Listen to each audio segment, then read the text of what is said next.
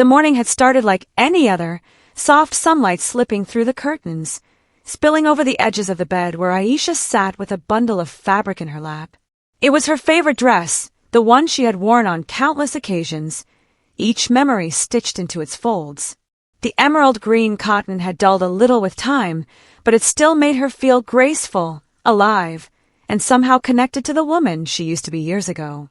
Today, however, the zipper had given her trouble. She tugged at it once, twice, twisting her arm at awkward angles, her reflection in the mirror laughing back at her helplessness. From the other room came the sound of humming, low, steady, familiar.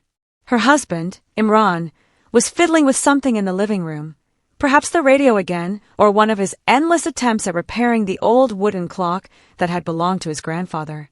She sighed, biting her lip in frustration. "Imran," she called softly, her voice mixing with the quiet rustle of curtains. He appeared in the doorway moments later, tall, calm, with the faintest trace of mischief in his eyes. His hair, flecked with early silver, caught the morning light. He carried himself in that unhurried way of his that always made Aisha feel as though the world slowed when he entered the room. "What happened now?" he teased gently, already noticing her predicament. "The zipper," she admitted, turning slightly to show him her back. "It stuck again." Imran walked toward her, his steps deliberate, his gaze not leaving hers in the mirror. When he reached her, he didn't rush. He placed his hands lightly on her shoulders first, steadying her, then slid one hand down to where the zipper clung stubbornly. His touch was warm, patient, as though even helping her with a small task was something he cherished. She watched him through the mirror, expecting nothing more than a quick tug and release. But as his fingers worked gently on the fabric, his eyes lifted, meeting hers in the reflection. It was not just her dress he was fixing. It was a pause, a moment suspended between them, the room filled with an unspoken tenderness. Her breath caught, for in the mirror, she did not just see a husband helping his wife. She saw the young man who had once waited nervously outside her university gates, clutching a single flower in his hand. She saw the boy who had stumbled over words during their first conversation, the same boy who had looked at her then with wonder, as though she was more miracle than person. The mirror held not just their present selves, but every version of their love, layered over the years. Imran smiled softly as the zipper slid free. There, as good as new. But Aisha couldn't pull her eyes away from his reflection. Her mind wandered back to the beginning, when their story had been nothing more than shy glances and hesitant words. She remembered the day of her graduation ceremony. She had worn a white dress then, simple but radiant. The hall had been crowded, buzzing with laughter and chatter, yet all she had noticed was Imran standing quietly at the edge, waiting for her. His tie had been crooked, his palms nervously clasped, but his eyes, those eyes, had held a certainty she had never known before. "I have something to say," he had told her later, under the shade of the old university tree. "I don't know if I'm good with words, but I know I don't want to walk into the future without you."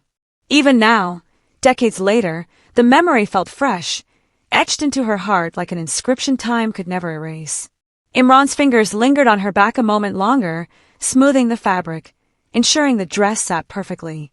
"You always rush," he teased gently. "No wonder it gets stuck."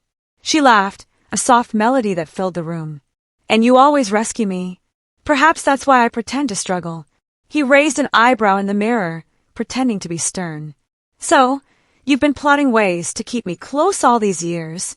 "Perhaps," she replied, her smile betraying her. The truth was, their life had been made up of such small rescues, unnoticed by the world but monumental to them. He had held her hand during sleepless nights when the children were young. She had stayed awake by his side when he prepared for difficult meetings. He brewed her tea just the way she liked it, never forgetting the extra sugar, while she placed his glasses carefully on the nightstand so he wouldn't fumble in the morning.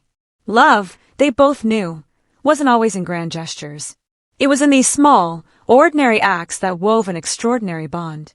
Aisha adjusted the sleeves of her dress, still looking into the mirror.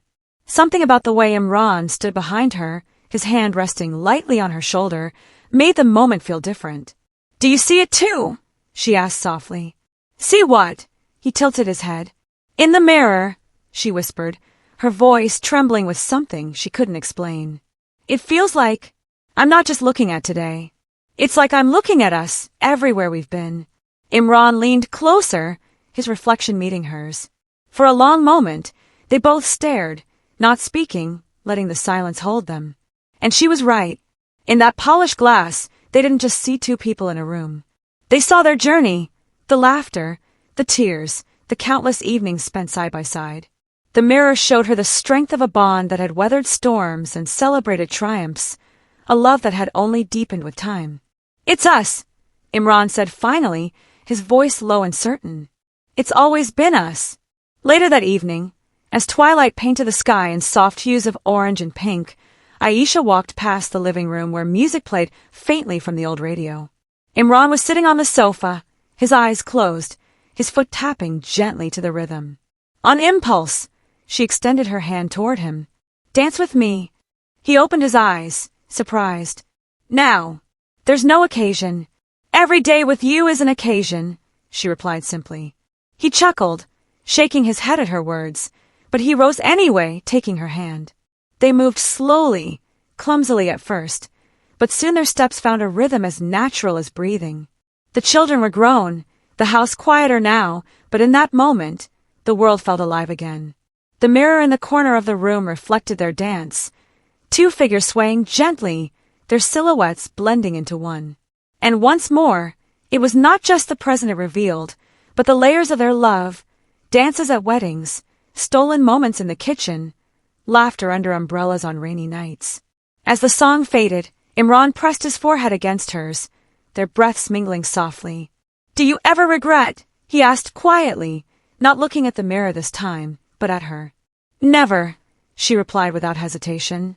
"If I had to live it all again, the struggles, the joys, every single moment, I'd still choose you." His eyes softened, and in them, she saw not just the man he was but the boy he had once been, nervous and hopeful. She realized then that the mirror had not shown her something different at all. It had simply reminded her of what was always there, the truth of their love, constant and unshaken. Imran smiled, brushing a strand of hair from her face. "Then let's keep choosing each other, every single day." And she nodded, her heart full, knowing that the mirror's secret was not magic or mystery. It was love itself, reflected back at them, timeless and eternal.